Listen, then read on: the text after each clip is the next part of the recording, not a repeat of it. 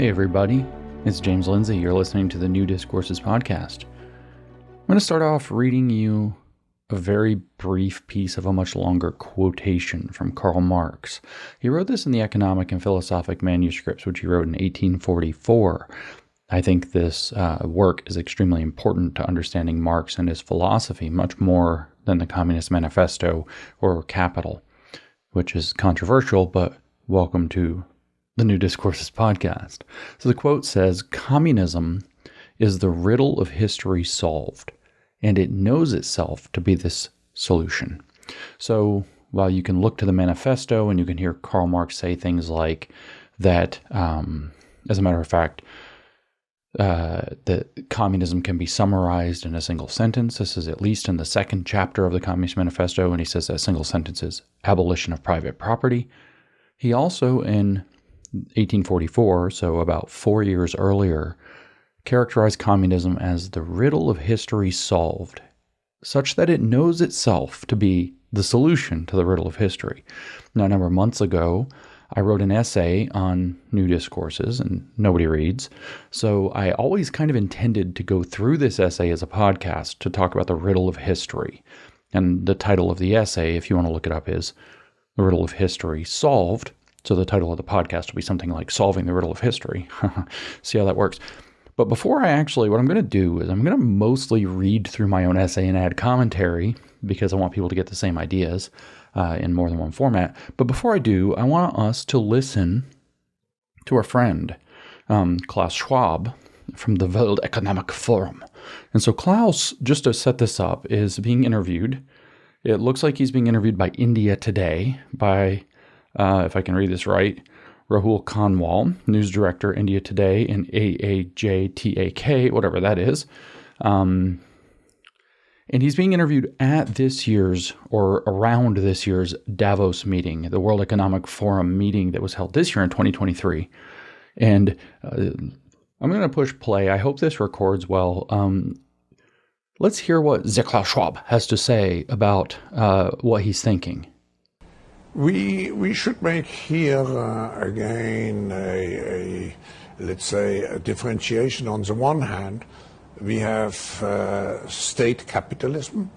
On the other hand, we have shareholder or private capitalism. So it's a clash between two systems.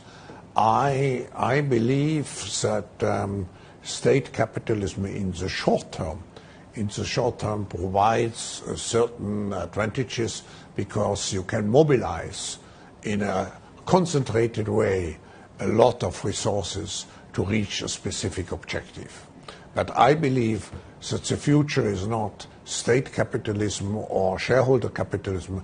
The future is what I call stakeholder capitalism, which is combined with the social responsibility. All right, so that's a Klaus Schwab, stakeholder capitalism. He believes in a stakeholder, I gotta make fun of it every time, capitalism that combines the essences of state capitalism and shareholder capitalism. Now, we recognize that state capitalism is not capitalism. State capitalism is probably socialism or communism. We might see it as fascism, depending on who wants to throw down the definitions. These aren't that far apart, really. And then shareholder capitalism is, of course, what we have been operating under in the corporate West for, at least over 100 years, where the primary responsibility of corporations becomes to make money for the shareholders in the corporation. So he proposes this new model called stakeholder capitalism, where what's most relevant is no longer the shareholders or the state apparatus, which has certain advantages in mobilizing large numbers of resources to do things in the world. Now we have this idea that they're these people, these stakeholders, and the stakeholders are experts. They're supposed to be you, right? You have a stake in what happens in society, and they want you to believe that. But in practice, what it turns out is that people like John Kerry and Bill Gates and George Soros and Klaus Schwab and Al Gore are stakeholders because they know better than us. They understand things better than we do. They understand how the economy works. They understand the environmental crisis. They understand the hazards and dangers of our future, and the velocity and all of the issues that they write about in their weird globalist books. And therefore, they have to manage the world as it transitions through this kind of new digital transformation of the world into a new economy or something like this. Okay, so that's the idea. So they're the stakeholders, but what they really mean by that is that there's a representative council of stakeholders who are experts over the various domains, which is a fancy term for technocracy. There are experts. They might talk to some stakeholders, they might not. Stakeholder capitalism, though, is Klaus Schwab's big idea, allegedly. He may have plagiarized it, that he first started writing about in the 1970s, or maybe earlier. Certainly 1971 is a pivotal year in this regard, which turns out to be the same year that he created the World Economic Forum, which was called the European Management Forum at the time. It wasn't worldly until later. And I kind of give you this background before I get into this essay, because what I argue in the essay is in fact that what Klaus Schwab just described at Davos this year is what I argued in this essay, which is that following the work, especially of Herbert Marcuse in One-Dimensional Man in 1964, particularly the second chapter of that book, and maybe the ninth chapter as well, following that, what we end up with is seeing capitalism and socialism not as two enemies, two completely separate, opposite paradigms, but rather as two pairs in a dialectical circumstance that can be fused together and made into something different. They can be made into a synthetic whole. If you remember that the dialectic means that you combine opposites by first seeing them as the same in kind but different in degree, which is, by the way, the principle of polarity under Hermeticism, which is an ancient esoteric cult religion. If you see apparent opposites as different in kind, but the same in kind, but different in degree. And you see capitalism and socialism not as two diametrically opposed enemies, but rather diametrically opposed on the same line that separates them, or the same circle that has a diameter. In other words, two pieces of the same greater whole. Then you can zoom out, think two-dimensionally, as Herbert Marcuse might argue, and see them as something that can be synthesized. So on the one hand, as Klaus was telling us, you have state capitalism, which we associate with socialism. On the other hand, you have shareholder capitalism, which is what people usually call capitalism and not socialism. So you have these two. And so what he sees is there are certain advantages to them, and that if you were to propose, let's say, a mixture of them, a stakeholder capitalism, then what you might come out with on the other side is a synthetic combination of capitalism and socialism that solves the riddle of history, which is what the point of this essay was. Long before I wrote this, several months ago, let me see if I have a date on it, October 18th, 2022. So 4 months ago, 3 months before, at least 3 months before Klaus Schwab said these things at Davos this year, almost maybe to the date.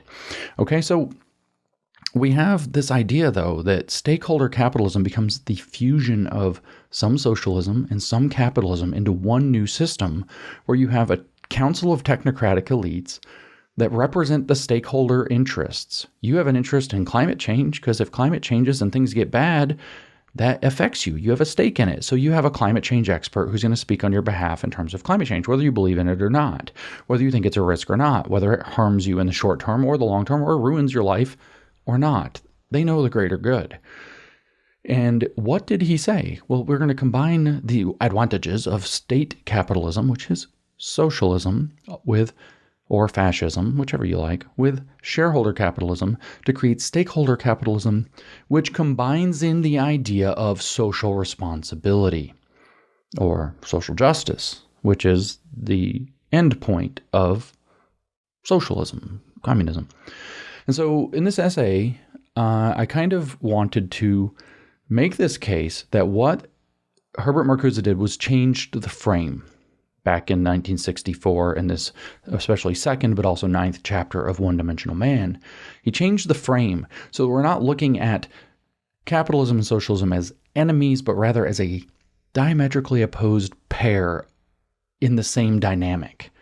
And that if you can figure out how to put them together, you can solve certain problems. Communism or socialism has a problem called the problem of production. Namely, it can't produce and distribute goods because nobody wants to work. Capitalism has no problem producing, but it has all these excesses. It's not, as it turns out, sustainable is the kind of problem word there. And in the second chapter of One-Dimensional Man, Herbert Marcuse lays out a case that these two are actually a dialectical pair, that if you could somehow figure out how to put them together, you could solve the problem. You could, in fact, solve, I guess, the riddle of history, one might say, or Karl Marx might say, because communism, properly understood and successful, is the riddle of history solved, and it knows itself to be this solution. That's what he said in the Economic and Philosophic Manuscript of 1844. That's the case that Marcuse is making in One-Dimensional Man, is that if you could somehow get socialism, he says this also, by the way, in Essay on Liberation in 1969. I think he glazes on it, or glazes across it in Repressive Tolerance in 65. I'd have to reread it to remember. This is a big theme for Marcuse as a point. And so what he's saying is that if you could somehow get the productivity, or some of, not quite all of, the productivity of capitalism and move it into the socialist model and make it work, then you'd have a system that genuinely, truly liberates people, frees them from the toil of labor, frees them from the estrangement and alienation of capitalism, and sets us on the path to hit what Marcuse openly described as utopian possibilities for the future of humanity. So I'm just going to kind of dive into the essay instead of just rambling now. I said, as you can see, according to Karl Marx, communism, true and proper, is the self-conscious solution to the, quote, riddle of history. Of course, in reality, where things have to work, there is no riddle of history. The, quote, riddle of history Marx referred to is, in fact, dialectical anthroposophy, which I probably didn't say right, which is a really fancy word for man-centered heretical nonsense. Thus, any claim upon a solution to that riddle is pure pretense and dangerous hubris. The true solution to the riddle of history, if we should even allow such a phrase, must begin with the outright rejection of communism and the dialectical framing in which the riddle is posed in the first place, including the underlying assumption that history has a purpose, and thus a riddle to be solved. So I'm just out from the beginning, just basically saying, listen, Karl Marx said there's a riddle to history. We can figure out the riddle to history. We can solve it. We can implement it. That solution is called communism, and it knows itself to be that solution. I'm saying, no. There's no riddle to history. This is dialectical nonsense, and this is not how we should think about the issue at all. But if there were such a thing as a riddle of history, the first thing it would do is reject communism because it's a catastrophe. It wouldn't try to integrate communism. I said Karl Marx did not reject that assumption, however. He began with it. And that's why I think the Economic Philosophic Manuscripts from 1844, sometimes called the Paris Manuscripts, sometimes called the Manuscripts of 1844, from Marx are so important, among a few other reasons. That's where he really lays out, kind of in the first really clean and systematic way, what he's thinking. It precedes the Holy Family. It's after his critique of Hegel's philosophy of the right, which is where you get the opium of the masses line, which is also, I think, at least in the beginning part, very important. But this is where Marxism really gets its shape and its form. The rest of his, in my opinion, the rest of Marx's career was him trying to justify communism as the solution to the riddle of history. But the real philosophy, the real underlying philosophical content was laid out in Economic Philosophic Manuscript. I said, what to Marx was the riddle of history solved, other than just to say, quote, communism, as described above? Well, like I was saying in our little preamble, I said it's socialism that can produce. To borrow from Marcuse's words, it's socialism that can, quote, deliver the goods, one might say. Productive socialism. I'm going to use that as a term, so hang on to that. Productive socialism that allows man to escape toil, exploitation, suffering, and work, which arrives when man is finally freed from the existence of private property and thus the division of labor, which was his fall. And I mean that in the biblical sense. This fall of man was the division of labor in Marxist religious thinking. This is the pathway to the, quote, transcendence of private property as human self-estrangement, as Marx had it. The problem is that, quote, productive socialism is a functional oxymoron. Now let me pause before I continue, because I want you to keep in mind productive socialism. That's really what we're going to hammer on here, because productive socialism, I'm going to make the case for, is the correct name for stakeholder capitalism. It's not a capitalism at all. It is productive socialism. But this transcendence of private property as human self-estrangement is actually the first sentence, or part of the first sentence, I should say, of the same paragraph that ends in the riddle of history sentence in EPM, Economic Philosophic Manuscript. Okay? He says, communism is the transcendence of private property as human self-estrangement, is what they're going for. Okay? So humanity is estranging itself from itself. That's Marx's hypothesis. How is it doing it? Through private property, the existence of private property. And so if we're going to get past that, we have to transcend private property. We can't just abolish private property. And in fact, what we really need to do is what usually gets translated as sublate private property, which is Aufheben in German. We have to abolish it or annul it or nullify it, but at the same time keeping its essence and transforming it into something that we understand on a higher level. So the transcendence of private property as human self-estrangement is what communism means, and that's the beginning of the paragraph that ends with communism is the riddle of history solved, and it knows itself to be this solution. Okay? So what I'm claiming is that Klaus Schwab and Karl Marx agree that the riddle of history can be solved in something that would be rightly called productive socialism. Marx called it communism, or true communism, as opposed to crude communism, which is just the hating of private property, by the way.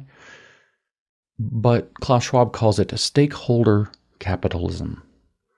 I said the history of the 20th century is basically the story of productive socialism not existing, either in reality or in actuality. And these are different to Marxists. Let me pause on that, because this is a big thing in Hegel. There's a difference in a dialectical frame and a not dialectical frame when we talk about things that are real. Reality is what actually is. It's what's really there. It's actually true. Actuality is that which has been made to come into existence. They're not the same thing. Something that has been actualized exists in actuality. So they're not quite the same.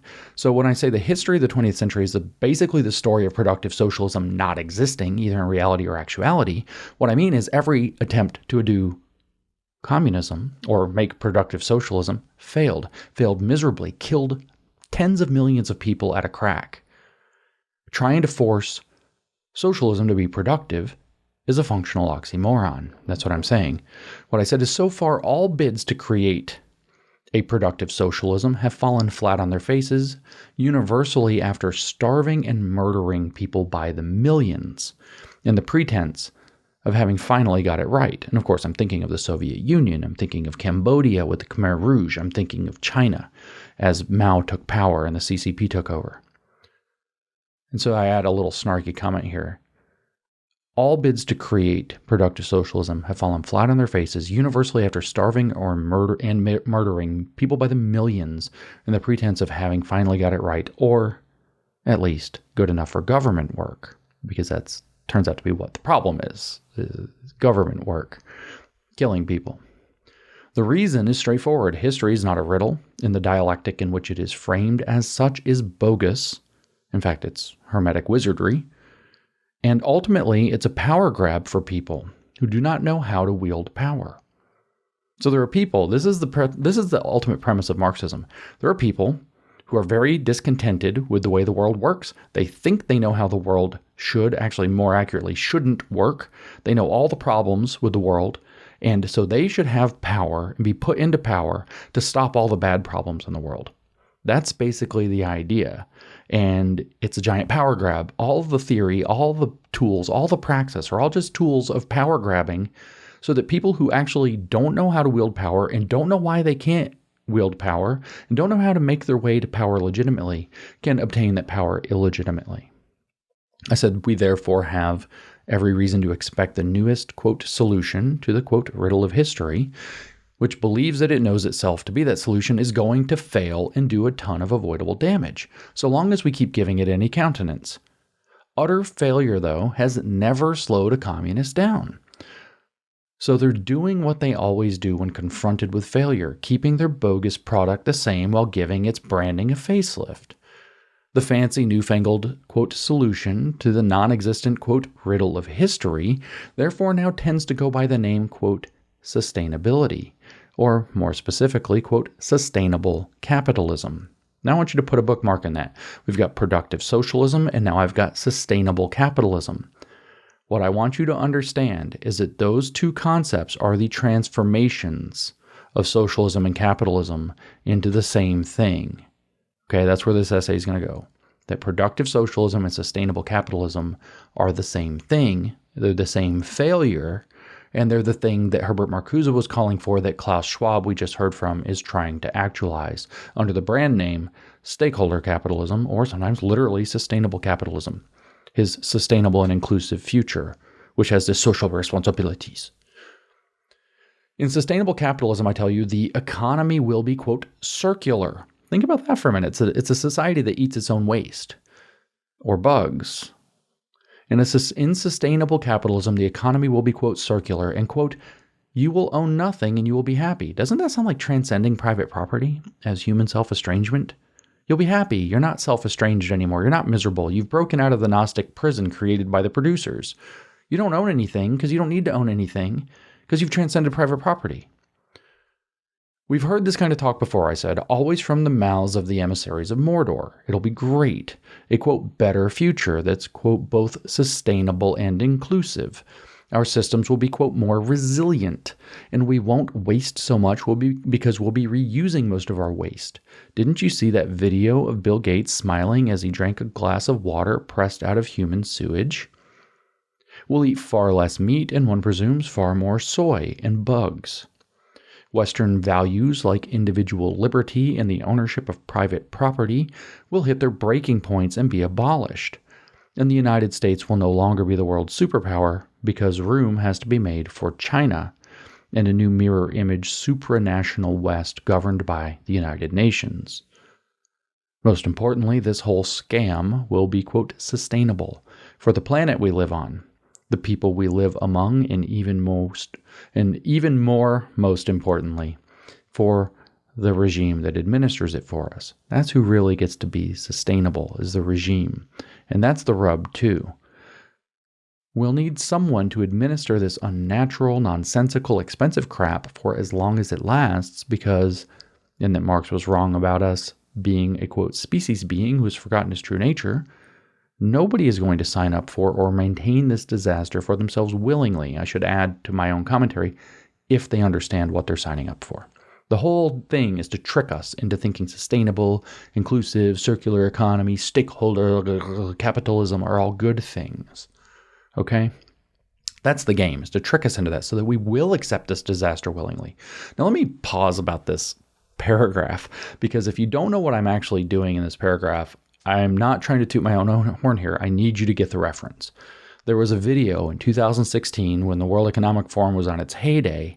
It was on its big ascent. Why? Because it was about to get Trudeau. It was about to get Hillary Clinton. It was on the way. They went gangbusters in 2016. Whoops, Donald Trump. Whoops, Donald Trump.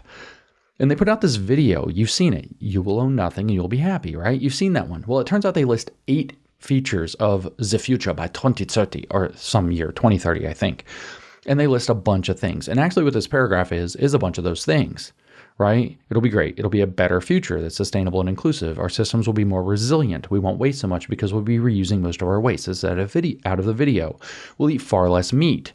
That's in the video. They don't mention far more soy and bugs, but that's where they've shown us they're going. This is out of the video. Western values like individual liberty and the ownership of property rights. They don't say that part though. Or private property, sorry. They just say Western values will hit their breaking points. That's what they say in the video. I've fleshed it out for you. Western values like individual liberty and the ownership of private property will hit their breaking points and be abolished. They go on in the video to say, and the United States will no longer be the world's superpower. I add some commentary because room has to be made for China and a new mirror image supranational West governed by the United Nations. Okay, and this is going to be sustainable for the planet and the people. But like I say, most importantly, for the regime. So this is actually, this paragraph is actually me riffing off of that famous "You Will Own Nothing and Be Happy" video. And I encourage you to remember, "You will own nothing and you'll be happy" sounds an awful lot like "the transcendence of private property as human self-estrangement" from Marx in 1844. We just have Klaus Schwab putting it out now in, say, 2016. I'm going to tell you, though, Lenin understood this. That was the point of his Vanguard Strategy, which he located in the Bolshevik Party. Thanks to the need to, what did he understand? Let me back up, because there's a this there. That's a need six. We'll need someone, in the end of the previous paragraph, we will need someone to administer this unnatural, nonsensical, expensive crap for as long as it lasts. That's the World Economic Forum, by the way, and the United Nations in partnership with them. In the International Monetary Fund, probably Council for Foreign Relations. We could probably name a lot of entities. They're going, just stakeholders. The stakeholders are going to administer this unnatural, nonsensical, expensive crap for as long as it lasts. Okay? I said Lenin understood this. People aren't going to accept it. You have to administer it. You need a vanguard. You need party elites who understand the theory and force it upon the people until, by what Marx called the inversion of praxis, they accept it by transforming themselves at the level of who they are. Their fundamental human nature has to change. And when they become the new Soviet man, then they will have possibly transformed themselves in a way to accept the socialist model, but not before that. So what you have to do is you have to administer them through it. You have to make them live through it till they see the light and they accept it. Herbert Marcuse echoes Lenin on this point when he writes in Essay on Liberation, the first chapter is a biological foundation for socialism. And he says that if you want to get people ready for socialism to achieve these new ends, these new liberated future or whatever, that we have to change man at the level of his vital needs. We have to change man at the very level of his biology, which in a footnote he tells you he doesn't literally mean biology.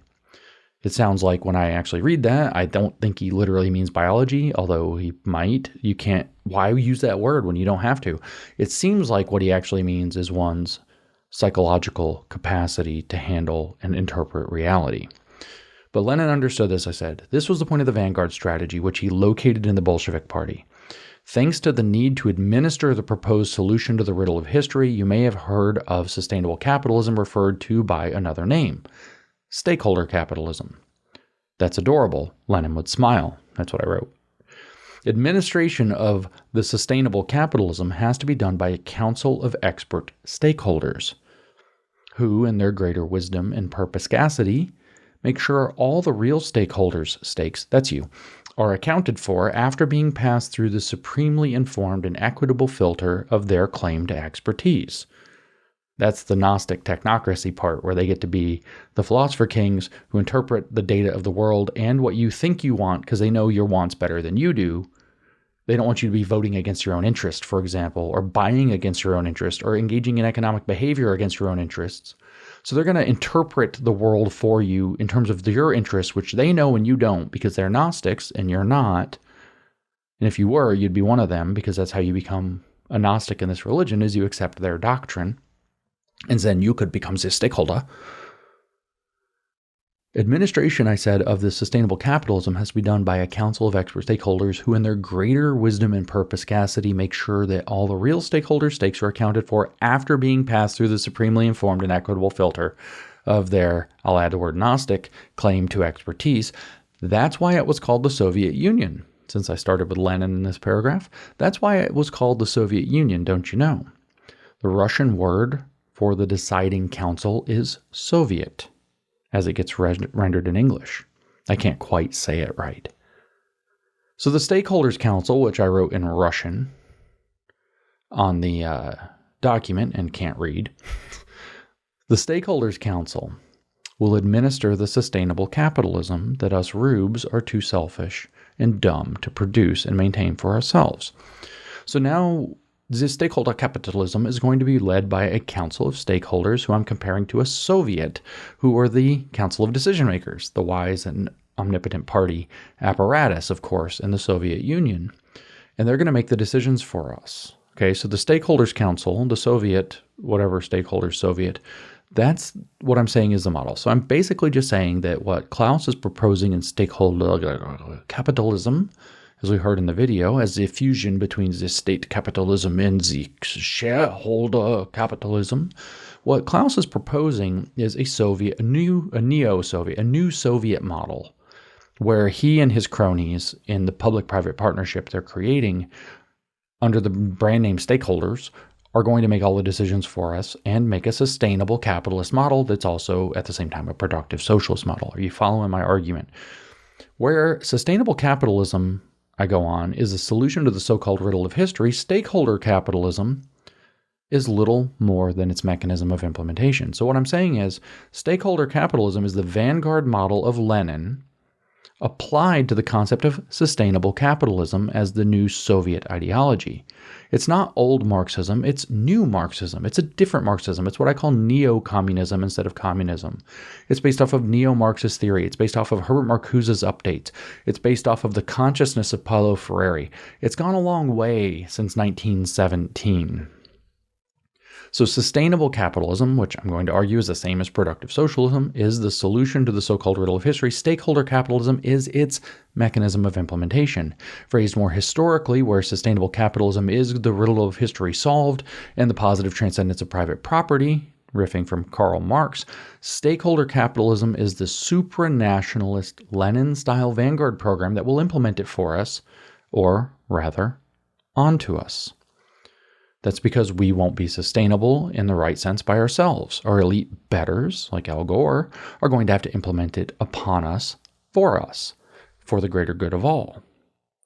Though we can only speculate, this might be why Klaus Schwab, alleged father of the stakeholder capitalism model, has a bust of none other than Vladimir Lenin on the bookshelf in his office.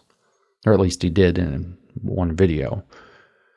In other words, stakeholder capitalism being offered as the vehicle to sustainable capitalism is just further proof that this whole giant socioeconomic Ponzi scheme is going to fail catastrophically. Soviet models don't work. That's why. That's the history of the 20th century. It actually gives away the game that they've tucked away and hidden inside of a new, fancy, Western, techno-futurist box. There's a great set of memes. I think Ryan Staley is the creator of this. I've certainly seen him create a few and share them, and I definitely encouraged him in that. The meme shows something like CRT, and it's the idea is here's what's on the outside of the box, and it shows this kind of like very positive racial situation, like the consultants all happy and like a meeting, DEI meeting, everybody's getting along. It's a very diverse picture like you see on TV, and then in reality it shows that fat woman with the onesie that was way too tight for her standing there by a thing saying all white people are racist. Here's my PayPal. So there's what you get on the outside of the box and what you get on the inside of the box. And what I'm saying is they've created a new outside of the box and called it stakeholder capitalism. But what's inside is basically just a kind of revamped, rewarmed over version of Leninist Marxism that's going to destroy the West.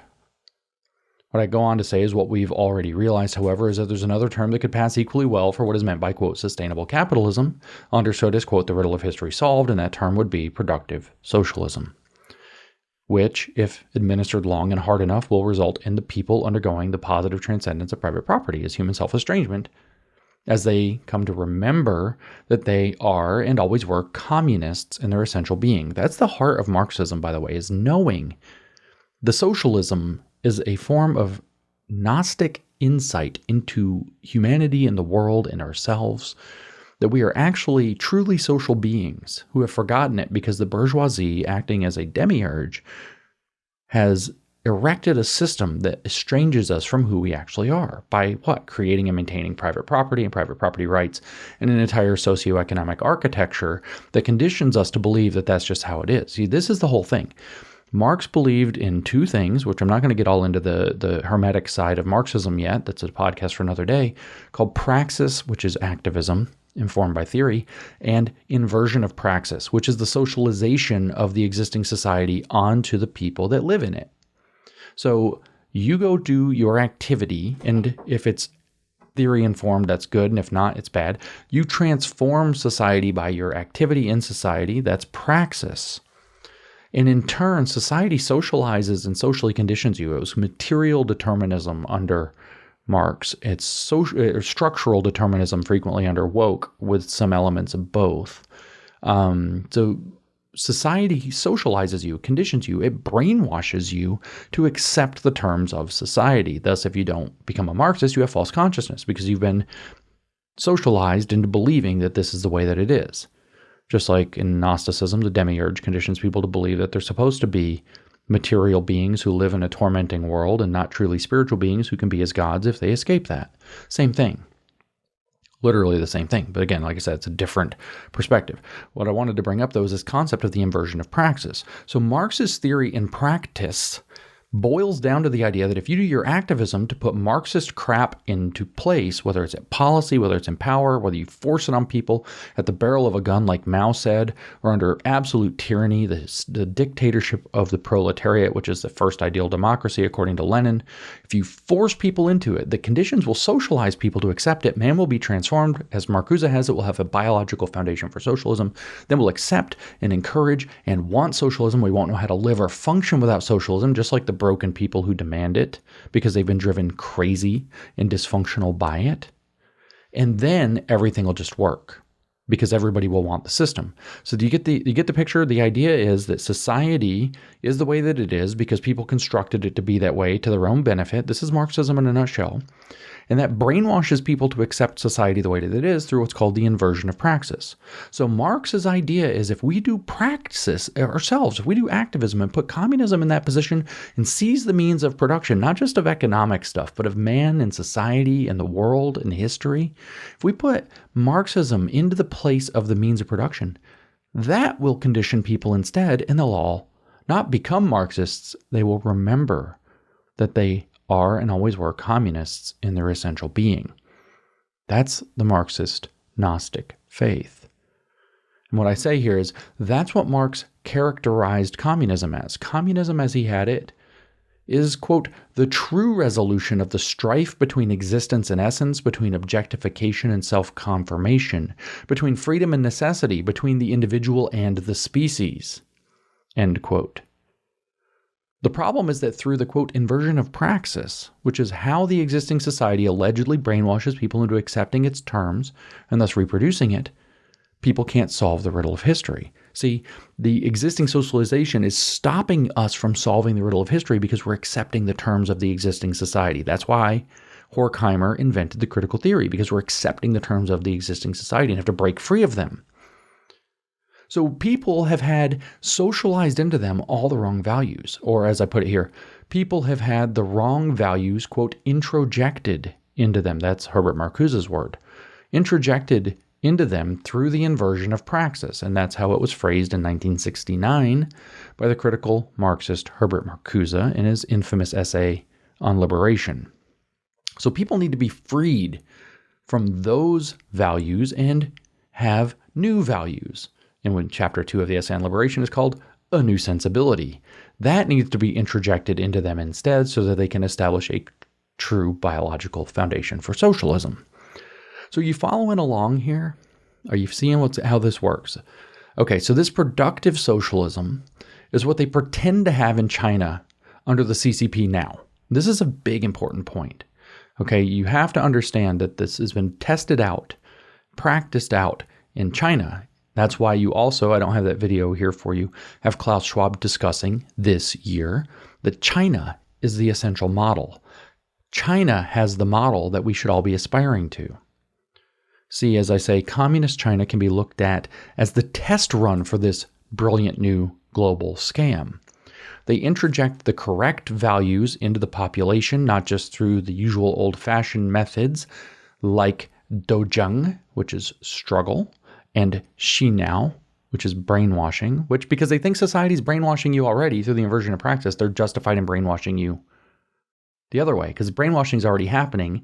They're just doing it in an organized fashion for the greater good, whereas society's doing it for its producers' own benefit. So they don't only in China use traditional old-fashioned methods like struggle sessions and brainwashing, but also through forced compliance with a pervasive social credit system that makes you behave, shall we say, productively and sustainably. See, the social credit system makes you behave and think and act and talk and do things in certain ways.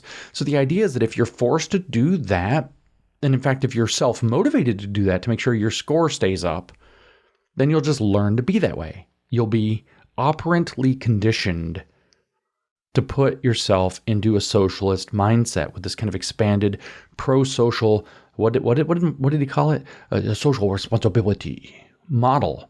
You're going to brainwash yourself by them creating an incentive structure called a social credit score. And you're going to want to have a good social credit score, or else your life is going to suck. You don't necessarily have to have one. It's just if you don't, your life is going to suck. So you're going to condition yourself to accept the new sensibility, the sustainability, the inclusion, the productive socialism, whatever it is. So they're not just going to struggle people. They definitely do that to break you down. That's your DEI training at work. It happens at schools. They're not just going to brainwash you through like social emotional learning in schools. They're not just going to do those things. They're going to create a pervasive social credit system that makes you behave productively and sustainably and inclusively according to their definitions. And when you behave well, you get a cookie. And when you don't behave well, you're not allowed to buy any cookies because your bank account's frozen until you behave well. And thus you'll brainwash yourself. In education, by the way, where things are going is toward what they call a competency-based model.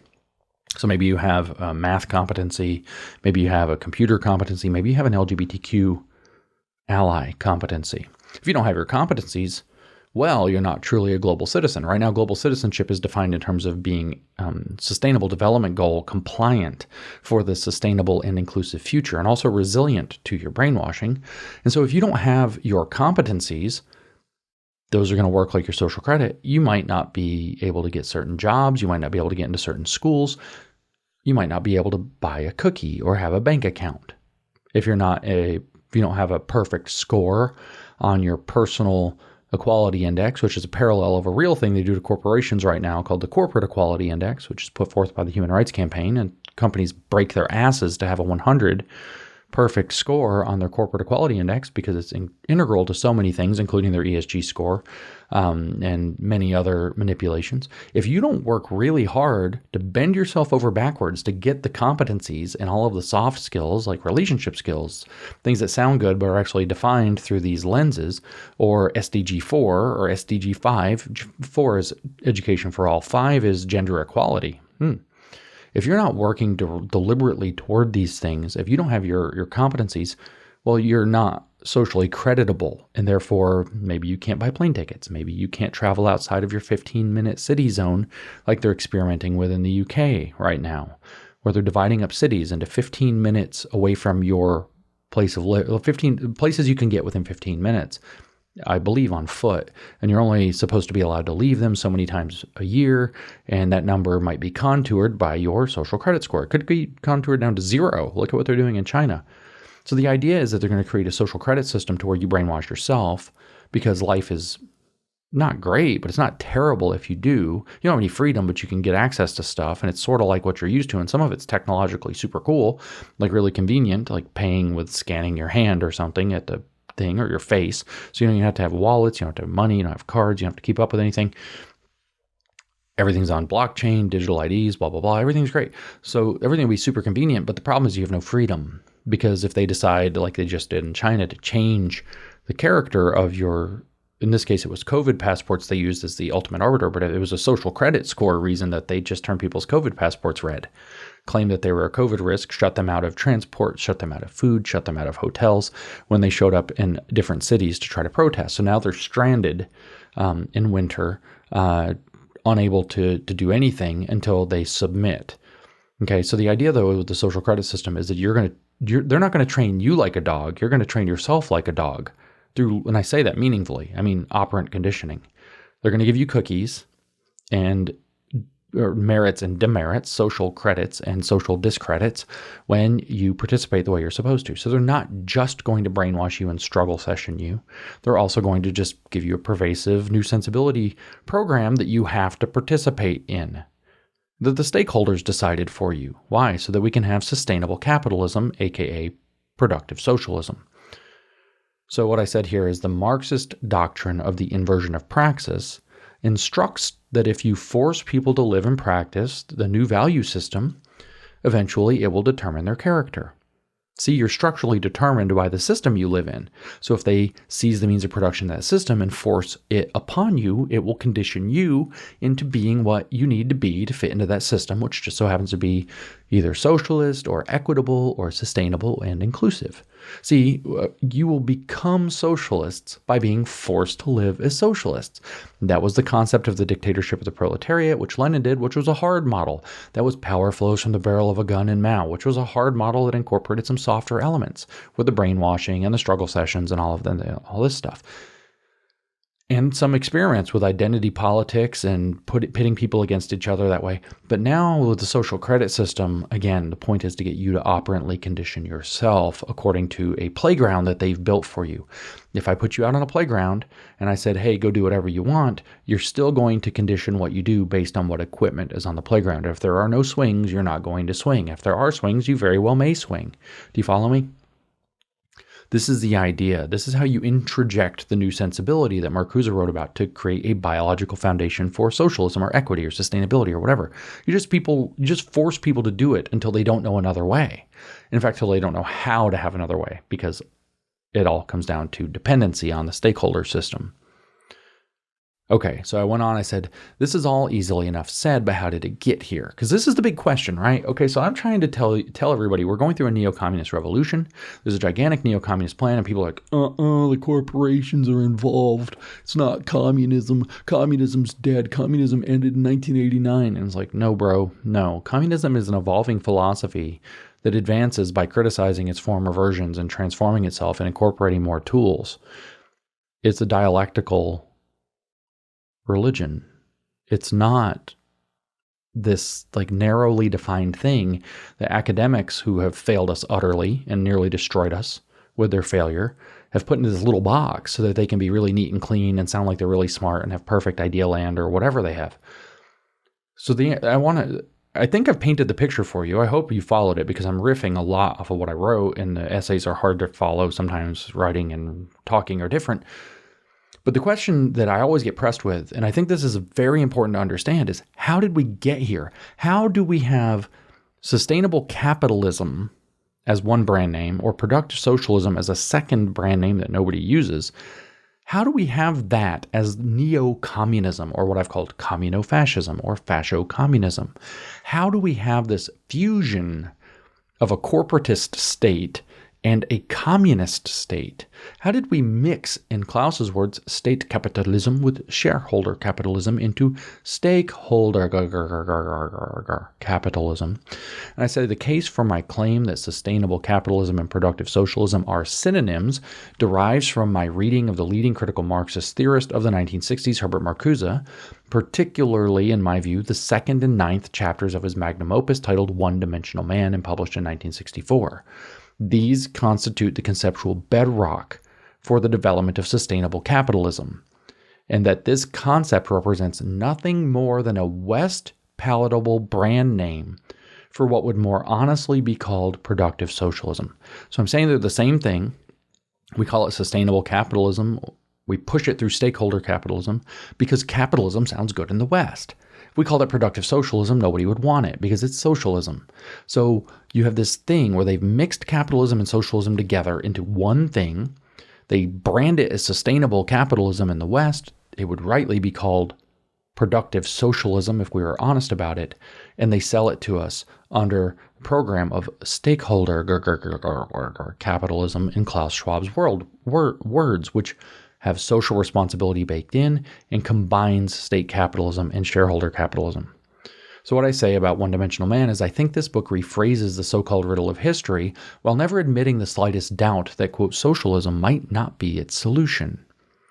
Of course, in the religion of Marxism, questioning the completion of history as a truly transcendent capitalism which resolves the fall of man as a division of labor is roughly the same thing as asking a Christian to doubt the resurrection, which resolves the fall of man as the sin of Adam.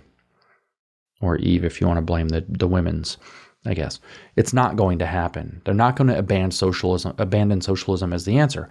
Why? Because in the Marxist Gnostic religion, socialism is the name of the gnosis. It's knowing that we are a true species being, that we combine the individual and the species, and we live as individuals for the species, all for one another in a commune. That's why. That's the gnosis. That's the Gnostic idea at the heart of it. So they're not going to abandon that.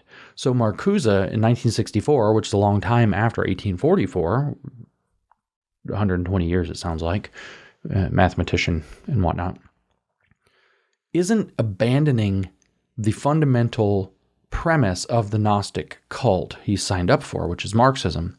He's reframing dialectically the circumstances in which it's trying to be applied. The goal isn't to overcome capitalism, it's to combine with and subvert capitalism to its ends. That's the point of this. And so productive socialism would be the thing he's pointing at, and I'm about to make the case in his book for why that's the target. But at the same time, it should also be called sustainable capitalism. If I had to argue, productive socialism is what Marcuse would call it in Chapter 2 of One Dimensional Man, and sustainable capitalism is what he might call it in Chapter 9. Just FYI, I think it's the same program. In One Dimensional Man, which reached and influenced hundreds of thousands, if not millions of leftists in the 1960s and 1970s, I heard at one point that it sold 300,000 copies in its opening year, 1964, into 5. That's a lot. That's a lot. Cynical Theories has done quite well. It's not at that number yet. It's not far from that number, but we're also almost 3 years into its run. These are leftists who went on to become your college professors and your kids' teachers' college professors, among other world-building professionals. And Marcuse wrestles, I said, with a number of mid-century challenges to the sputtering Marxist sophistry, which was just barely chugging along on fumes everywhere outside of East Asia, meaning China mostly, and to a degree Latin America. So you had Cuba, you had Cambodia, you had Vietnam, you had China. Soviet Union was going okay in the 60s, obviously, but it's not doing great. We have Khrushchev's already come out and confessed to the sins and crimes of Stalin. Things are getting dark. And everybody's kind of recognizing, Marcuse is recognizing it, Freire recognizes it, that Stalin messed up, right? So anyway, prominent among those challenges, and essentially the thesis of the second chapter of One Dimensional Man, is the dialectical relationship between capitalism in the West and socialism in the East and South. What that means is that capitalism and socialism are in some obscure sense the same thing, viewed in different, incorrectly opposing lights. See, they're not truly opposites. They're actually the same thing. We're just not seeing how yet from a higher perspective. They are both partial answers to the riddle of history, which finds its solution on a higher plane of understanding that synthesizes them both together into one single program. Putting capitalism and socialism in a dialectical relationship, in fact, might have been Marcuse's most significant contribution to leftist thought, because it in a sense poses the two great warring systems as two key insights into solving the so-called riddle of history. That's a big paragraph, by the way. I know that it doesn't sound like it. I said that this might be Marcuse's biggest contribution. I think this is my biggest contribution, is recognizing this in Marcuse, that Marcuse reframed socialism and capitalism so that they're now put into a relationship to be mixed together, so that you can end up with a liberated socialist program that actually can produce or deliver the goods, but not at an unsustainable level like you have in shareholder capitalism. For Marcuse, part of the solution exists in what he sees as the chief problem of capitalism. The problem is that capitalism, quote, delivers the goods. It enables the middle class to rise and the worker to have a good life that he enjoys. He has stuff. He isn't hungry or cold. He isn't miserable.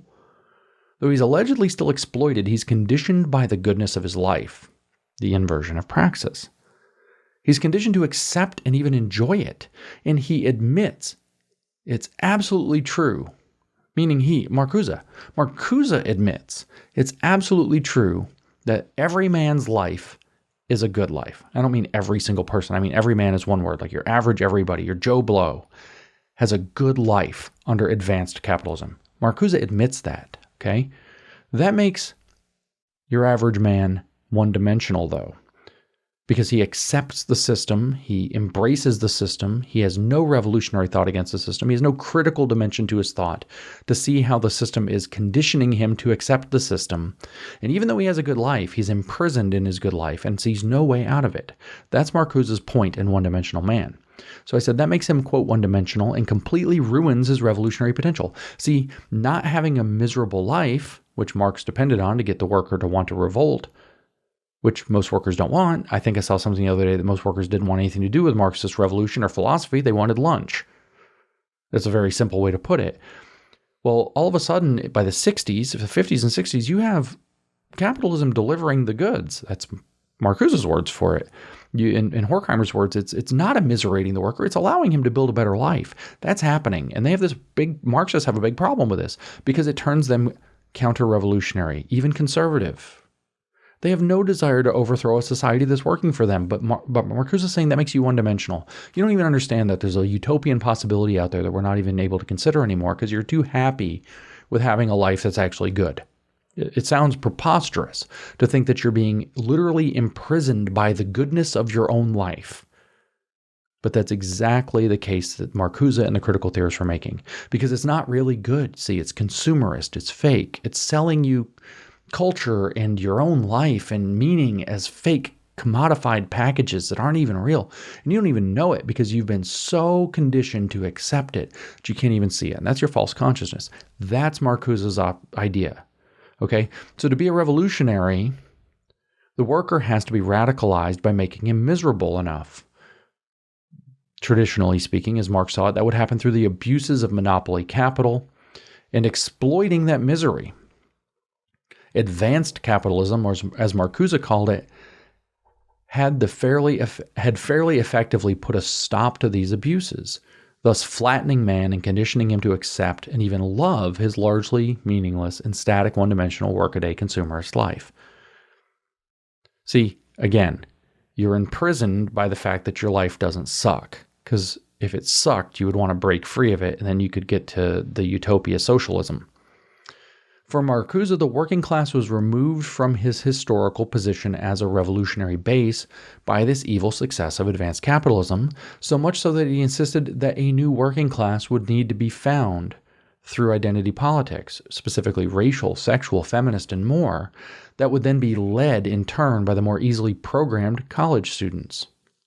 Now, of course, Marcuse would be aware that Mao Zedong in China preferentially brainwashed the youth, just like to lead his revolution, just like what Marcuse is ultimately recommending through college students. But it was also that he was a professor and therefore knew that he had access to college students and knew that people like him could get access to college students and that colleges could be manipulated to bring people like him in to indoctrinate impressionable young people who are just now confronting that shit in the world costs stuff.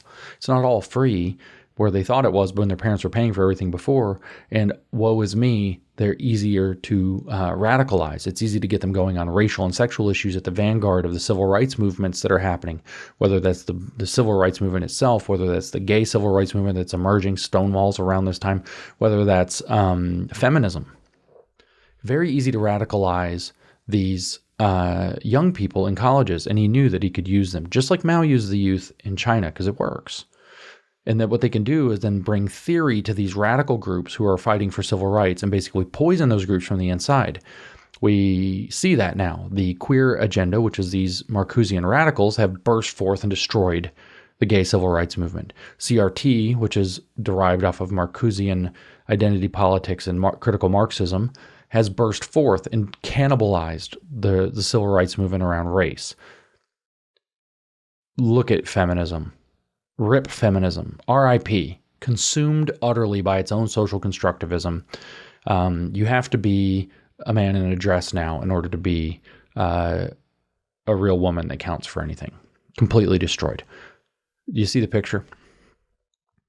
So in Marcuse's telling, besides flattening man and thus locking his essential nature as a socialist away from his consciousness, this successful dimension of capitalism creates an impending disaster of excess. He devotes so much time in the book to talking about how excessive it is. Capitalism, he argues, delivers the goods, but it turns people into relentless consumers whose needs multiply as fast as they can be satisfied. In fact, what he argues is that once you have your needs satisfied, you just take that stuff for granted, and therefore you have new needs. So it doesn't matter how satisfying your life is, there's no end.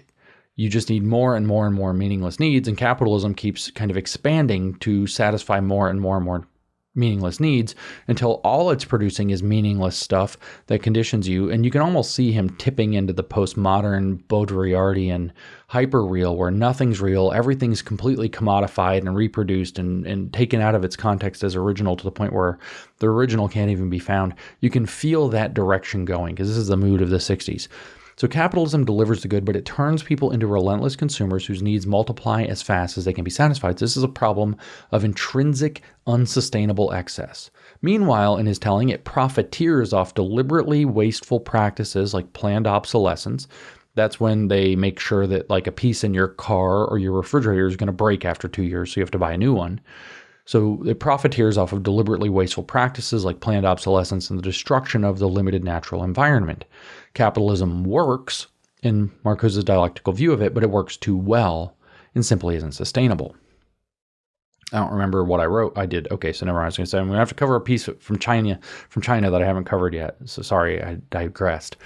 On the other hand, of the great riddle of history, in Marcuse's telling, socialism has the right view of things, the right sensibility.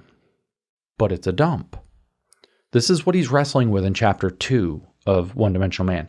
Capitalism's delivering the goods, but it's going to destroy us all. It makes you hollow. It makes you empty. It turns you into a consumer, turns everything into a commodity. It's excessive. It has planned obsolescence. It's wasteful. It's going to be unsustainable and build itself out until it finally collapses. That's capitalism. But on the other hand, socialism has all the right ideas, but it's a dump.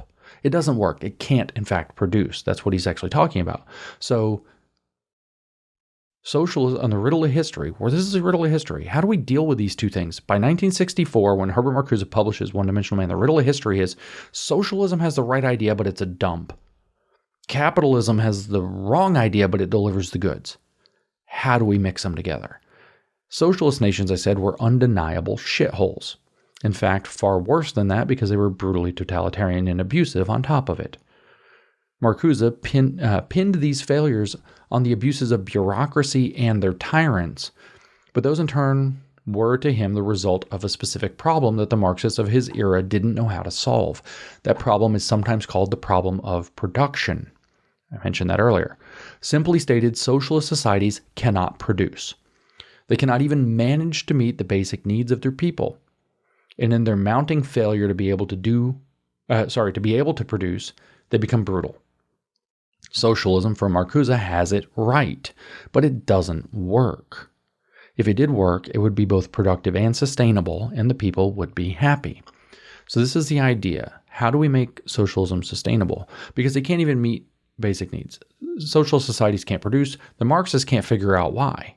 They can't brainwash people. They can't force people. They can't re-educate people into being productive members of a socialist society. It just keeps not working.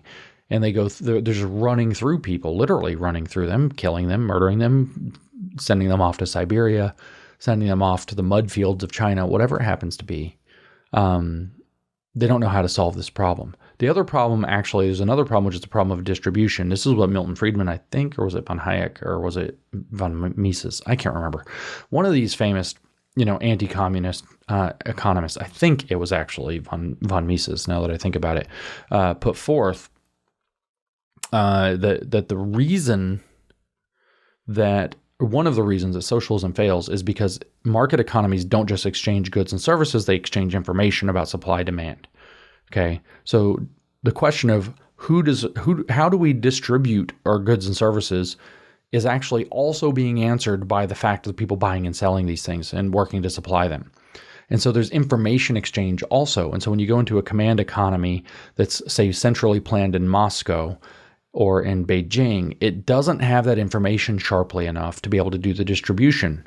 The problem is that AI, it might be smart enough actually to overcome the problem of distribution. It might be predictive enough, and the stakeholder capitalism tyrants of today kind of are banking on that. They think that the problem of distribution, which already seen things aren't working. Our supply chains suck under their management.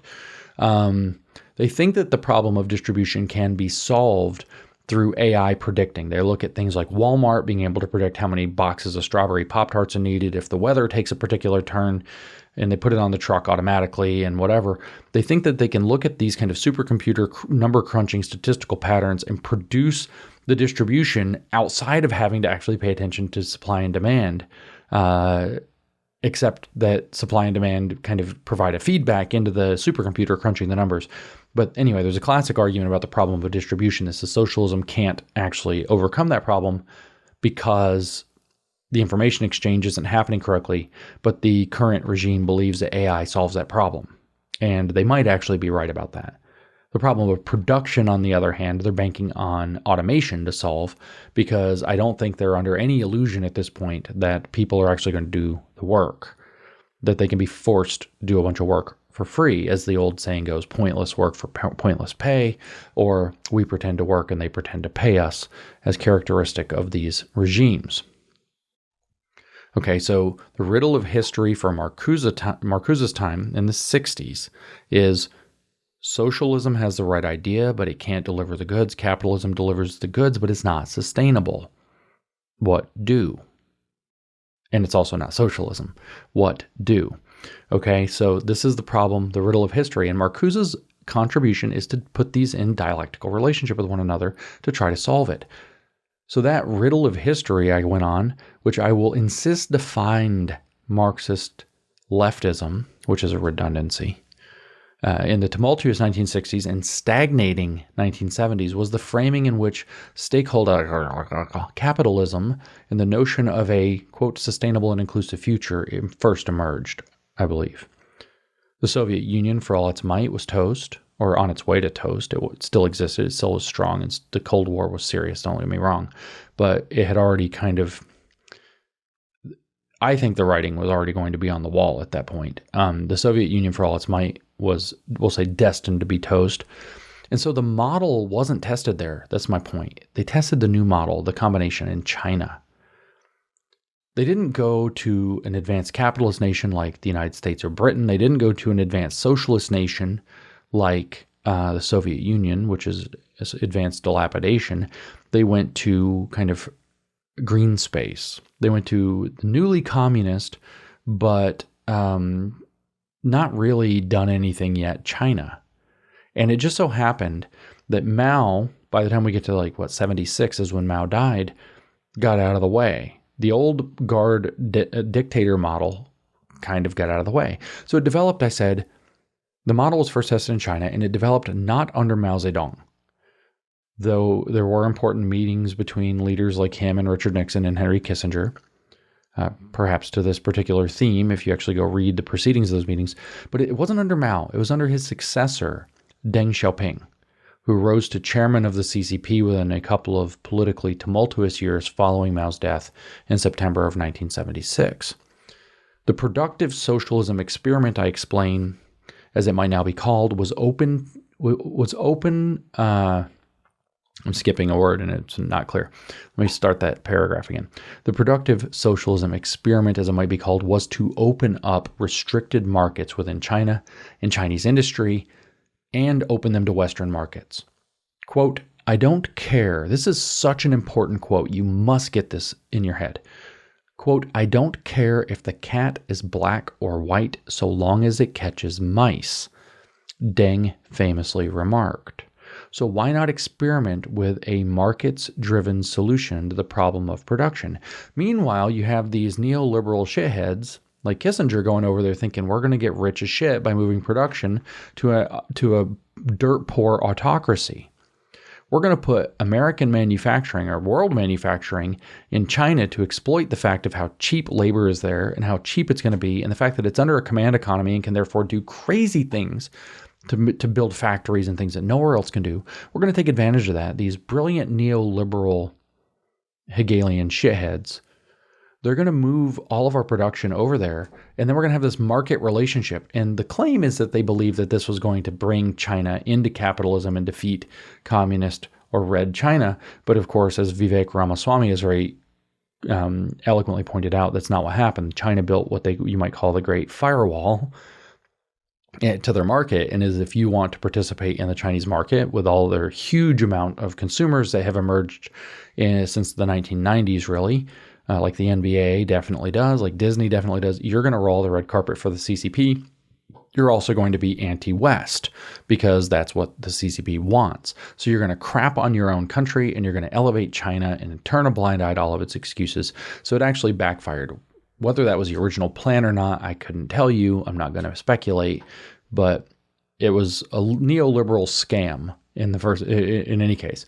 But Deng Xiaoping was no fool, and he knew how to take advantage of this because he didn't care if the cat was black or white as long as it catches mice. What did he mean by that? What he meant is, as long as China becomes powerful and succeeds, I don't care how we do it. I don't care if we use socialism. I don't have to cling to hard Marxist theory like Mao, but I also don't care if we use capitalism. So let's do some of both. And in some sense, it worked. China was rapidly enriched and went from being a broken, backwards, extremely populous nation with an economy roughly the size of Italy's to a global financial superpower in just a few decades. Huge consumer base. A center of financial gravity that's so heavy that it can throw the world around. Also, the gigantic manufacturing base, because one of the blessings of socialism is that you can make people work for very little money. They had, it seemed, as I said, cracked the code on productive socialism. The trick, that is, the words it seemed, was to open up quasi-capitalist markets like little controlled terrariums inside of the socialist architecture of the command-driven communist state. There's your state capitalism that Klaus was talking about. The trick in reality was probably little more than turning that humongous, impoverished, and easily exploitable population base into a gigantic manufacturing base for Western consumer goods. There's your neoliberal scam, thank you, Henry Kissinger, which is also only good so long as it lasts. And I speculate here that the check might be coming due on this now, for what it's worth. Maybe it is, maybe it isn't. But here's what I'm saying. They think that they cracked the code on productive socialism, but they didn't. They have gigantic reservoirs of capitalist-generated or market-generated wealth from Western nations dumping in and propping this whole thing up. That's why it seems to work. Their own markets internally are a catastrophe. Look at their housing market. If you know what's actually gone on with their housing market and how it's fluctuating and threatening to crash and kind of crashing and getting papered over, the thing is in shambles internally because it's super fake, but it has a unbelievable river of market-generated Western money flowing into it. Meanwhile, they're doing massive exploitation of places like Africa, the Caribbean, other parts of the world to extract, roughly colonize and steal their natural resources to their own wealth. So it doesn't really work, but it looks like it works because there is a gigantic wealth base, or two of them really, that are being able to be dumped into that economy, which is socialist and therefore not actually productive. It's not productive socialism is my point. But the idea, the thinking, if the model could work in China, then why not in the West? And I actually just told you why. It only works when there's a gigantic reservoir of riches of one form or another being dumped into it from the outside. It doesn't work otherwise. You can't have the whole globe on this Chinese program. It has to be dumped, it has to have wealth being dumped into it from the American market, the European market, the British market to buy those manufactured goods. It has to have wealth pouring into it through the exploitative practices that they have to gather natural resources. Only that way can it work. If everybody's doing it, it's not going to work. It's kind of like OnlyFans. OnlyFans works great. You can pay these chicks to take off their pants or whatever, unless everybody starts doing it, and then nobody makes any money to pay anybody to take anybody's pants off. Nobody wants just naked pictures because they're hungry. That's an actual argument for why prostitution doesn't work as a universal, by the way.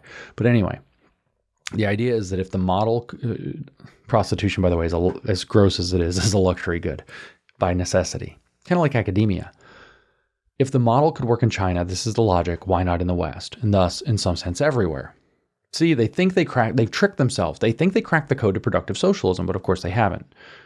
The West obviously would naturally fall behind the rising command economy behemoth in the East, if it doesn't transform itself as well, right? That's the logic. That's the thought.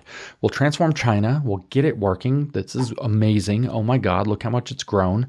And now, which really is just a gigantic wealth transfer from the West into China, PS, and a gigantic now off of that wealth mineral grab by China, PS. But they think that or they convince themselves, I guess, that it works. So now the West, and this is what you hear people like Joe Biden say, is that if we're going to keep up with China, we've got to compete. We've got to change to be like them. Or as Klaus Schwab said, state capitalism has certain advantages. Yeah, it has certain advantages. It's a command economy. It gets very fast. It can be very flexible in terms of what it wants to do. But it also only works as a parasite on a gigantic reservoir of wealth from somewhere else. That's the problem. And what I said is that makes for one hell of a sales pitch, one that many of our Western elites seem to have bought hook, line, and sinker. We have to become like China in order to beat China. That's the message.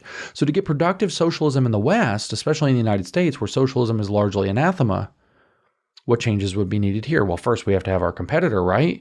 But that's the one thing, as I was just explaining. But secondly, Herbert Marcuse told us, you're definitely going to need a radicalized youth that believes it can't even live without socialism. Remember that biological foundation for socialism? I said it actually seems more like psychology. It's like that you can't function in the world unless it's that way because it's at the level of your vital needs, but somehow distinct from biology. What would that mean? It means you can't function psychologically in the world if it's not catering to you.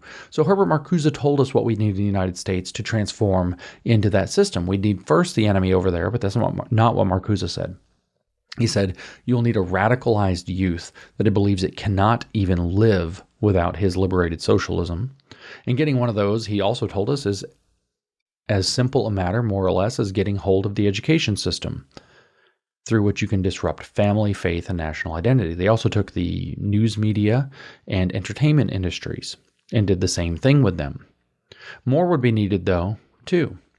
A right understanding of capitalism, and that's the key point.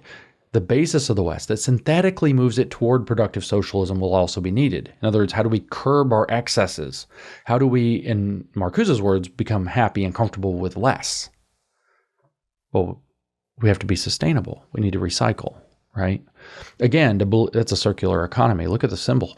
Again, to believe Herbert Marcuse on the issue, the problem with Western capitalism wasn't that it couldn't produce, it's that it produces too much. It's unsustainable. The problem of advanced capitalism isn't production and the satisfaction of needs, argues Marcuse. It's overproduction and thus the insatiable production of newer and newer false needs. Quote, in the contemporary era, the conquest of scarcity is still confined to small areas of advanced industrial society. Their prosperity covers up the inferno inside and outside of their borders. It also spreads a repressive productivity and, quote, false needs, he tells us. Okay, so what is Marcuse saying there? Let me make it real clear. He said this. Scarcity has been conquered in the West because it's an exploitative practice that's ripping everything off. Iron law of Oak projection on China here never misses. And so you get to ignore it here. And you get to ignore the damage and the destruction that it's doing, the inferno that's going to consume everything. We're consuming the rest of the world. We're consuming our own part of the world. Meanwhile, we're producing false needs, not just repressive productivity, but also false needs, he tells us. So what's to be done about these, quote, false needs generated by the excessive successes of advanced capitalism? Says Aaron Marcuse, quote, the process always replaces one system of preconditioning by another. The optimal goal is the replacement of false needs by true ones. Doesn't that sound Gnostic? The abandonment of repressive satisfaction. So see, remember, you being satisfied in your life represses you because you're not living a liberated life. You accept your conditioning, you accept your Corvette, you accept your house, you accept your comfortable life, and you don't think of better possibilities, and you're actually consuming commodified forms of life and actually not living life at all. The replacement of false needs by true ones is necessary, and to get there, you need to abandon repressive satisfaction. You're repressing yourself by satisfying yourself with a life that you actually like. So, of course, this is me, not Marcuse. So, of course, consciousness, the Marxist Gnostic counterfeit of Christian discernment and Greek wisdom, is needed to distinguish the two, true needs versus false needs. They're Gnostics. They know the true needs. Not just theirs, yours.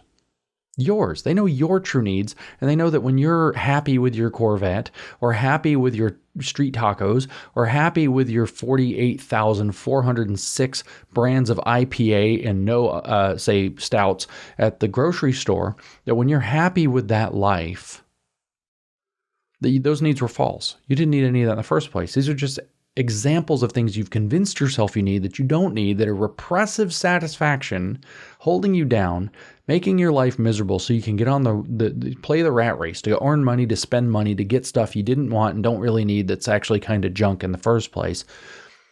Those are false needs. But you don't know that. You're stupid in buying that stuff because the economy is stupid and evil and doesn't care and just wants to make money off of you. And they're commodifying your life and selling it back to you in order to do it. So they have consciousness of which needs for you, not for them, for you, are true and false needs, because they're better than you. And you're an idiot. You're not a Gnostic. You don't have true mind. They have an awakened conscious mind. You are conditioned by your society to work like a hamster and a dog, literally like a Pavlov's operantly conditioned dog, to continue the capitalist machine and make yourself miserable in the guise of feeling happy all the time and satisfied all the time. So your satisfaction is preventing you from being satisfied. So true needs, I said, are the actual basic needs of life and not more. He actually explains that, which a government of productive socialism should be able to provide, thus liberating man from needing to provide them for himself. False needs, on the other hand, can be identified through critical consciousness. See, critical consciousness is what they call it when you adopt the critical Marxist Gnosticism. You have a critical consciousness. You understand how the demiurgic society conditions you into false consciousness that serves its interests and not yours. That's the idea. I'm really going to convince all of you people that this is Gnosticism, and I don't even have to try. It's so easy once you understand what it is. It's so easy. And then I'm out of a job because actually this is the bottom. There is no more further explanation. There's no more digging. There's no more need to dig. Once you understand this, you understand everything. Now let me tell you about this idea the government of productive socialism should provide all of your basic needs of life. I've been to China. I've seen how that works. Do you want to live 3 people in a room that's about 10 feet by 12 feet with some cots in it, and you get your literal like aluminum pot of rice and maybe a little bit of sauce?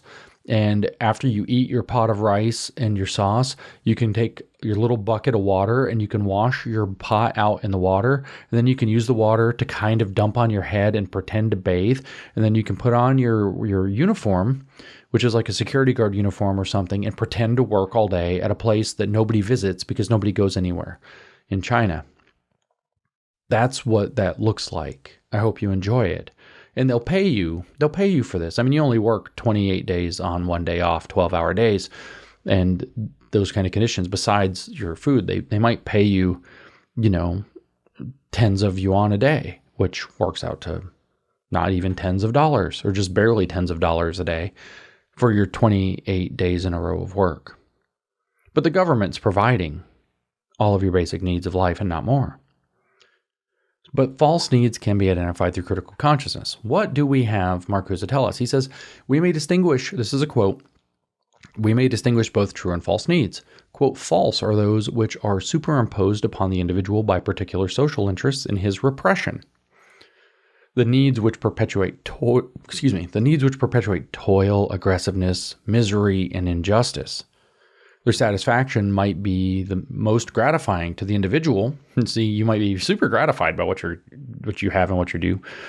But this happiness is not a condition which has to be maintained and protected if it serves to arrest the development of the ability, his own and others, to recognize the disease of the whole and grasp the chances of curing the disease, which is capitalism. The result then is euphoria in unhappiness. Listen to this shithead. The result then is euphoria and unhappiness. Most of the prevailing needs to relax, to have fun, to behave and consume in accordance with the advertisements, to love and hate what others love and hate, belong to this category of false needs. And that's the end of that quote. So much for relaxing and having fun in the socialist utopia, comrades. You thought you were going to go to the beach and do some art. No, that'd be relaxing and having fun. No. So much for, maybe you want to get on Twitter and you want to argue about stuff. You want to do your politics. You want to do your stuff. Everybody, lots of people have fun doing that. No. That's to love and hate what others love and hate. That's false needs. But that's not all, though. Quote, liberation of energy from the performances required to sustain destructive property, advises Marcuse in the 9th chapter of One Dimensional Man, quote, means decreasing the high standards of servitude, high standards of living, in order to enable the individuals to develop that rationality which may render possible a pacified existence. It also presupposes reduction in the future population, he points out in the next sentence. This was written in 1964 when the population was roughly half of what it is today. But let's not digress into the uncomfortably obvious. To achieve the parallel of productive socialism in the West, capitalism would have to be modified to free up the, quote, energy required to sustain destructive prosperity. We have to change capitalism to be sustainable. And the way that we're going to do that is to free up, quote, the energy required to sustain destructive prosperity, end quote. And the denizens of Western capitalistic nations would have to accept generally a lower standard of living and a smaller population. In other words, capitalism would have to be made sustainable and inclusive. So we're back to the socialist shitholes, but in the new sustainable ones, you'll be happy, not merely comfortable, relaxed, and euphoric. I believe, quote, sustainable and inclusive capitalism is little more than the capitalist side solution to this false riddle of history as posed in 1964 by Herbert Marcuse, and that it thinks it knows, or rather believes, itself to be the solution. Now, knows here should be written with a G, for gnosis, because it's Gnostic. They think this is what the end of history is supposed to look like, sustainable and inclusive stakeholder capitalism with them in charge. The, quote, productive socialism of China under the hybrid system currently run by the CCP is the socialist side solution to the same. So let me summarize that for you more simply. CCP, socialist version. WEF, World Economic Forum, I should say, in United Nations, capitalist version. China, socialist version. CCP, UN, World Economic Forum, quote, stakeholder capitalist version. So the productive socialism of China under this hybrid system currently run by the CCP is a socialist side solution to the same problem. And in fact, these two are not significantly different in any noteworthy way. These two, sustainable capitalism and productive socialism, are the two great systems dialectically reframed as part of one greater whole, the impending shithole world of the New World Order. Thus, in China, the communism is on the outside and the fascistic market structure is contained within to produce, quote, productive socialism, which again, let me remind you, is only operant because it's draining the wealth as a parasite out of the rest of the world in two different ways: economically through trade and production and manufacturing production, and through the colonization and theft of natural resources. And in the West, perhaps mostly due to some combination of marketing constraints and dialectical wizardry, the fascistic, quote, public-private partnership is on the outside with the, quote, equitable and inclusive redistribution scheme hidden within. We all should know at this point that equity is just a rebranding, and cultural update of socialism. And inclusion is roughly the same thing. We could get into it, but it's a different, we don't need to do that right now. So equitable and inclusive means socialist. So what you're going to have is the capitalist public-private partnership entity on the outside. The stakeholder capitalism, which pretends to be capitalist because it's run through corporations, is on the outside, even though it's doing handshake, revolving door, corrupt, illegal dealings with the government constantly. So the government can do what it can do and be powerful, but it can also get the corporations to do what it cannot do and be more powerful. And the corporations can use the government to create conditions by which it can avoid being prosecuted for monopoly or busted up, but also that it can get the government to rig the system itself so that they can continue to profit and profit more and box out competitors. That's what's going on. In China, I'll just read the sentence without all the riffing.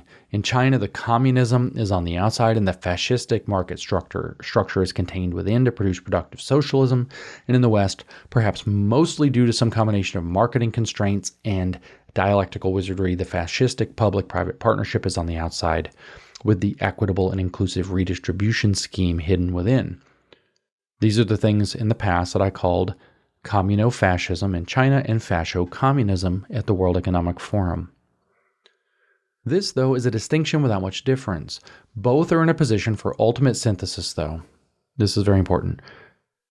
Not only are they not actually that different, they are dialectical opposites. Fascism on the outside versus fascism on the inside. Communism on the outside versus communism on the inside. Upside down of one another. That puts them both in a position for ultimate synthesis into the great tyranny of the 21st century. In a bizarre twist of ironic inversion, the Chinese model will be the nationalistic one, because China cares about Chinese interests.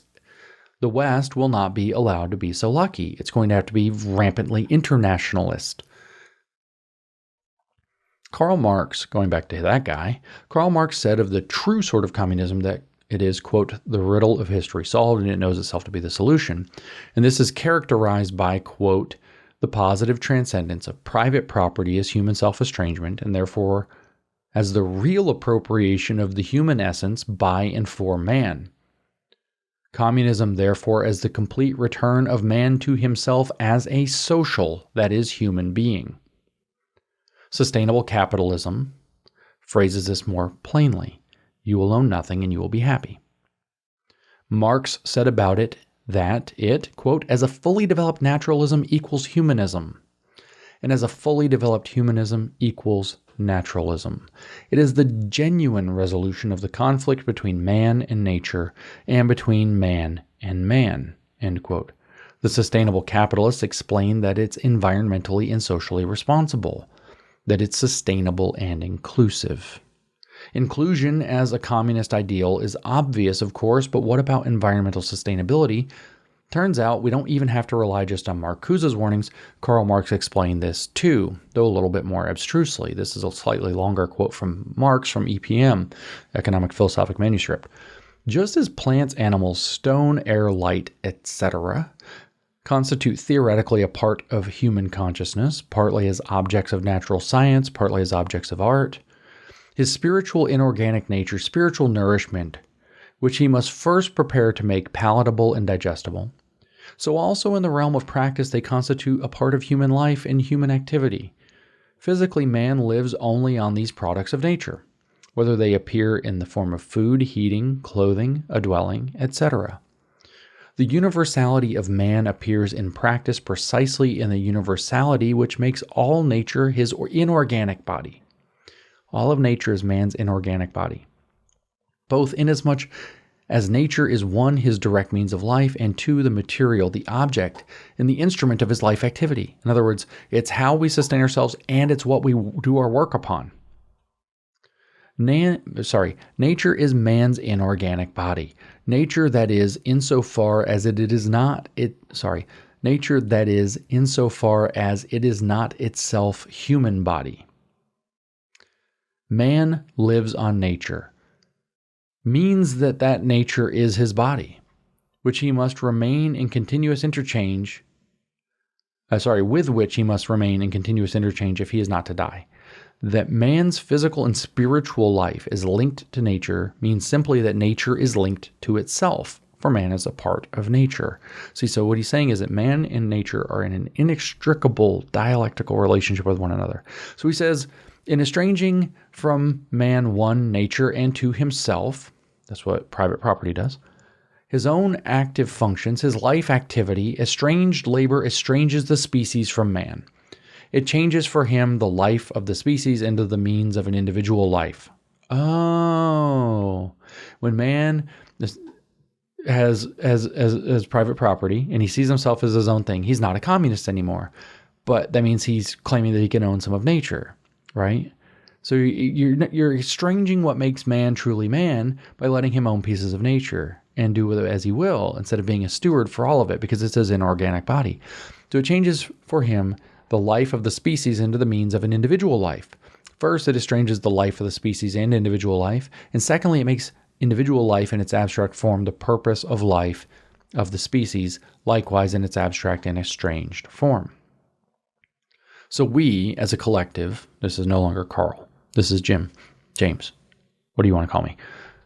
We, as a collective, are nature, apparently. We, as individuals, sunder ourselves from nature, both as nature itself and the necessary window into our true human natures as communists, through the development of private property. Sustainable capitalism, managed by Klaus Schwab's Stakeholder Soviet, aka Stakeholder Capitalism, allows the properly conscious to remedy this primordial Marxist evil and knows itself to be the solution. So in other words, we have to be environmentally sustainable and conscious, or else we destroy what makes us able to live and that upon which we work. So the solution to the riddle of history that would know itself to be the solution can't just be redistributive, equitable, and inclusive. It must also be sustainable and environmentally conscious. It's the fulfillment of what Karl Marx said fully characterizes true communism. And so I continue to the end of the essay by saying, so I think I've made my case. Karl Marx instructed in 1844 that the true communism is the self-conscious solution to the riddle of history, and Herbert Marcuse 120 years later framed the riddle of history for the stage of advanced capitalism and faltering socialism to be how to synthesize them into a single functional system. While productive socialism is not a term in common use, its Western brand name, sustainable capitalism, is. These are not different, however. They're both approximately the same new iteration of communism, that is a neo-communism based on Marcusean neo-Marxism instead of on Marxian Marxism. To kind of close out my last paragraph, I say this whole thing is a scam. Do you understand me? Let me repeat that part. This whole thing is a scam, and it will do incalculable damage if we allow it. We don't have to allow it, though. We have a choice. We can understand what we're dealing with beneath the jargon and slick branding, and we can say no. Marcuse said that overcoming the tyranny of the system he hated required what he called a great refusal, quote, the protest against that which is. Hey, that's a Gnostic phrase, isn't it? And to that much I say yes. Not his great refusal. We're not going to protest against that which is. We're going to protest against that which is being foisted upon us. We can refuse this scam, whether we call it sustainable capitalism or productive socialism, which I remind you is an oxymoron. And we can get back to living history as it unfolds instead of falling on our faces by thinking it is a riddle we can or should attempt to solve. So I'm happy and glad to have shared this essay with you, these ideas with you, and to have flushed them out. I honestly think this is one of the key pieces that people don't understand to understand what's happening with the world today, is that capitalism, as it was understood under so-called advanced capitalism in the 60s and 70s, and socialism were fused together. This was piloted in China, tested in China, believed to work in China because of the ability to dump Western money and global resources into this system that cannot produce and cannot sustain itself.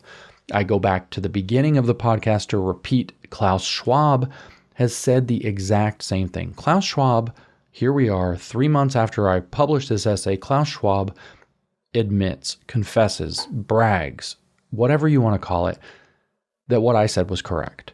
That what we have to understand is that state capitalism, or socialism as it were, productive, we'll call it socialism, is one model that has certain advantages.